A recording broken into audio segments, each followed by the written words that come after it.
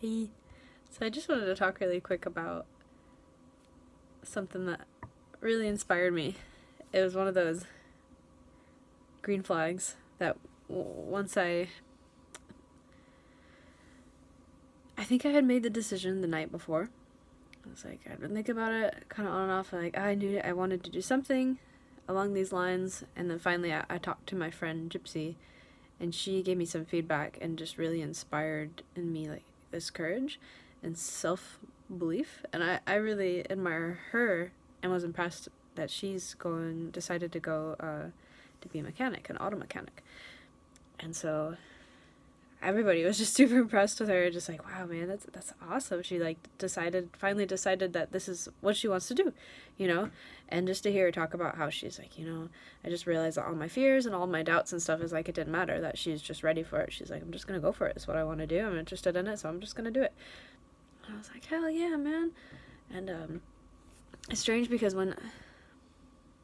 before I started kind of confronting this myself and trying to figure out and decide if this is something, if I want to go into a trade, I never really thought about or realized how strong the gender stereotype like role was developed in me, or like this mentality or mind state of like really self-doubt, of just not believing fundamentally that I like had the strength to do this, to keep up with like men in the field, and just this kind of deep just shame and self-doubt that if I were to get into the trade, that like somehow I wouldn't be able to handle it, right, if I were to get into one of these.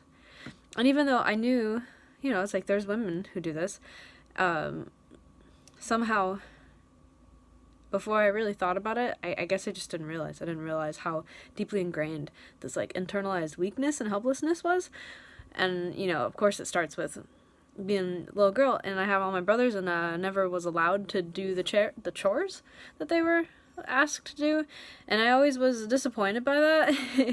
Like I wanted to be included, and I wanted to be a part. I wanted to be like a valuable member of the household, and that I was never asked or allowed to mow the lawn it's a pretty strong message right there, right? It's like girls should be girly, girls should do like soft things, and and I do like I am pretty feminine, and it's wonderful, but it's like the being feminine and girly doesn't make you weak and helpless, right? Like you could still roll your sleeves up and, all right, let's get this shit done, carry some shit. Like I love being feminine, but I also love being a valuable like driving force to a team, and I love to be impressed with myself, and I love to impress others with just like my ability to keep up with others, and especially when it comes to hard work and creating things and making things. Like I love it. I'm so fulfilled by it. I love impressing other people with my strongness, if that makes sense, especially coming from like a smaller girl, and I was the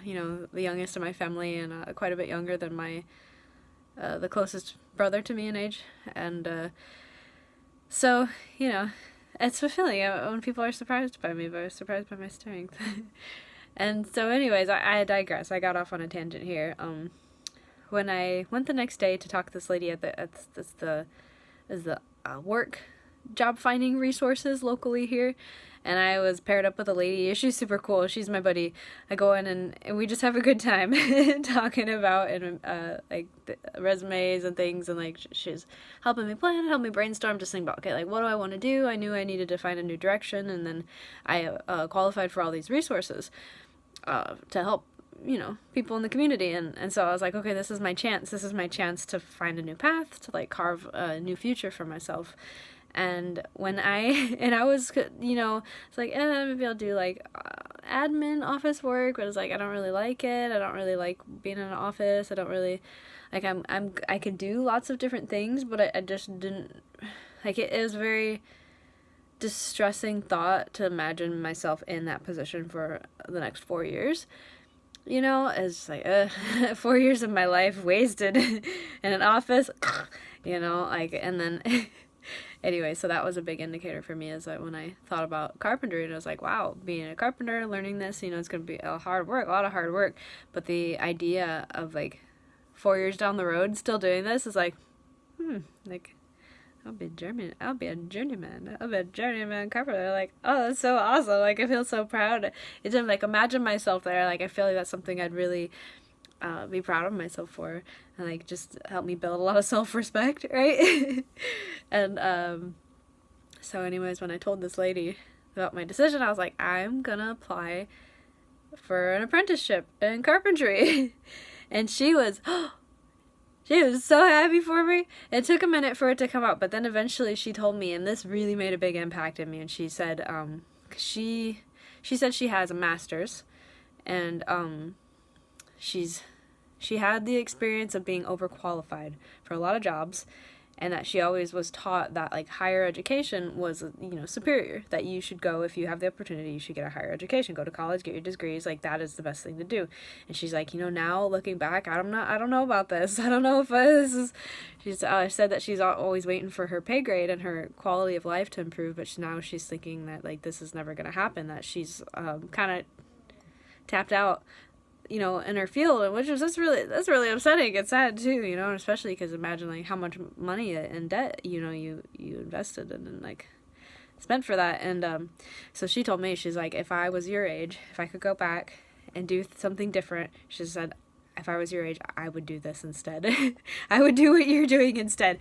And then that was like, oh, like a huge validation for me. I was like, really? Thank you. Like, that is so encouraging. That is like, this is the right decision for me. And I have that feeling that this is something that I'll never regret, you know, except when I'm in the thick of it, right? When I'm like working my ass off, have like long ass, and then I might be like, why did I do this to myself? But I feel like the farther I go along, the more, I don't know, I'll look back and I'll be like, yeah, I'm glad I did this. I'm glad I put the work in, because it's worth it. It's going to serve me in the end and take me in a really positive direction. And it's great too, because I'm a creative person. I love being active and being a hard worker, and I love working, I love learning things, and building things is just like, oh God, I'm so excited. I'm so excited to learn, and I haven't felt this in a long time.